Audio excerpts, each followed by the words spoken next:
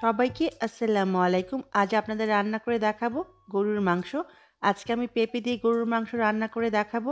আশা করি আমার আজকের রেসিপি আপনাদের ভালো লাগবে। কথা না বাড়িয়ে চলুন জেনে নিই পেঁপে দিয়ে গরুর মাংস রান্নার প্রস্তুত প্রণালী। পেঁপে দিয়ে গরুর মাংস রান্না করার জন্য এখানে আমি 1 কেজি থেকে সামান্য একটু বেশি গরুর মাংস নিয়েছি। রেগুলার সাইজ করে কেটে ধুয়ে পরিষ্কার করে নিয়েছি। পেঁপে নিয়েছি 700 গ্রাম ওজনের একটা।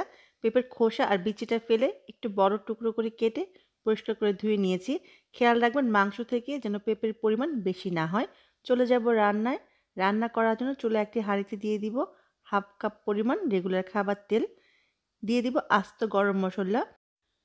দিয়ে দিলাম 2টা তেজপাতা, 2 টুকরা দারচিনি, 6-7টা লবঙ্গ, 4-5টা এলাচ। এবার আস্ত গরম মশলা সামান্য একটু ভেজে নিব। সামান্য একটু ভাজা হয়ে এলেই দিয়ে দিব 1 কাপ পরিমাণ পেঁয়াজ কুচি। এবার পেঁয়াজ কুচিটাকে আমি সামান্য একটু ভেজে নিব। পেঁয়াজের গায়ে হালকা ব্রাউন কালার ধরে আসা পর্যন্ত। এবার দিয়ে দিব 2 টেবিল চামচ পরিমাণ আদা রসুন বাটা। এবার আদা রসুনটাকে কষিয়ে নিব। আদা রসুনের গায়ে যে কাঁচা গন্ধটা আছে সেটা চলে যাওয়া পর্যন্ত। আদা রসুনটা কষিয়ে নিয়েছি। গুঁড়া মশলা দিব। প্রথমে দিয়ে দিব 2 চা চামচ পরিমাণ হলুদের গুঁড়া। দিয়ে দিব 1 চা চামচ পরিমাণ লাল মরিচের গুঁড়া। তবে ঝালটা আপনি কতটুকু খাবেন তার উপর ডিপেন্ড করে মরিচটা কম বেশি করে নিতে পারেন। 1 চা চামচ জিরার গুঁড়া দিয়ে দিলাম। এবার দিয়ে দিব 1 চা চামচ পরিমাণ ধনে গুঁড়া। পেঁপে দিয়ে গরুর মাংস রান্না করলে মশলার পরিমাণটা একটু অল্প ব্যবহার করতে হয়। এবার দিয়ে দিব স্বাদ অনুযায়ী লবণ।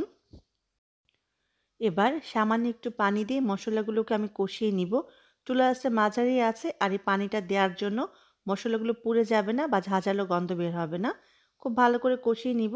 যে পানিটুকু দিয়েছি পানিটুকু শুকিয়ে তেলটা উপরে ভেসে আসার আগ পর্যন্ত। মশলাটা খুব ভালো করে কষানো হয়ে গেছে।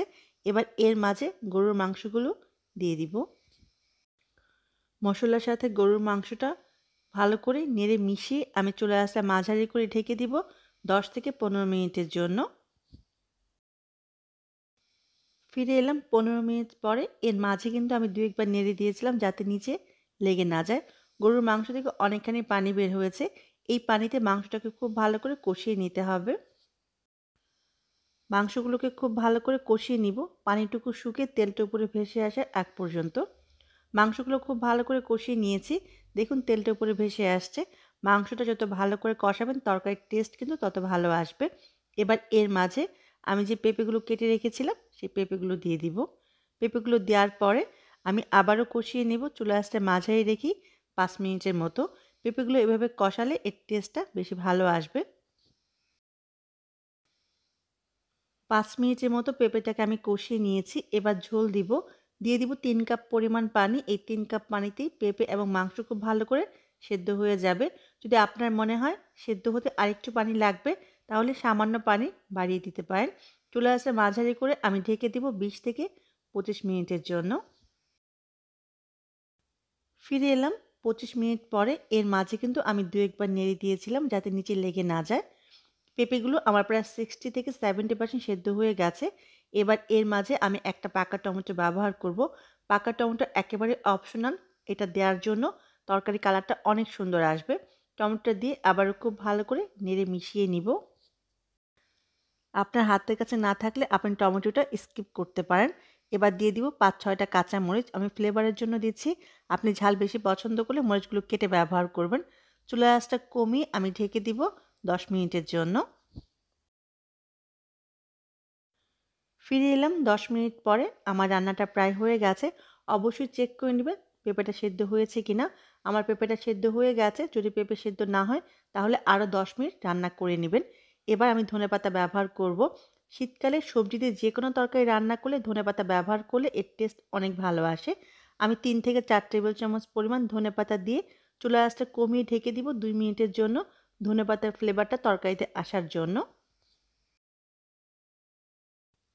ফিরে এলাম 2 মিনিট পরে। আমার রান্নাটা একেবারে পারফেক্টভাবে হয়ে গেছে। অবশ্যই লবণটা একটু চেক করে নেবেন লবণ ঠিক আছে কিনা। একটু মাখা মাখা ঝোলই খেতে ভালো লাগে। এবার উঠিয়ে গরম গরম পরিবেশন করুন। খুবই মজার পেঁপে দিয়ে গরুর মাংস। রেসিপি ভালো লাগলে প্লিজ আমার চ্যানেলকে সাবস্ক্রাইব করতে ভুলে যাবেন না। সবাই অনেক ভালো থাকবেন। অবশ্যই বাসায় রান্না করবেন। আমার কমেন্ট বক্সে জানাবেন কেমন হলো। আবারও দেখা হবে। আল্লাহ হাফেজ।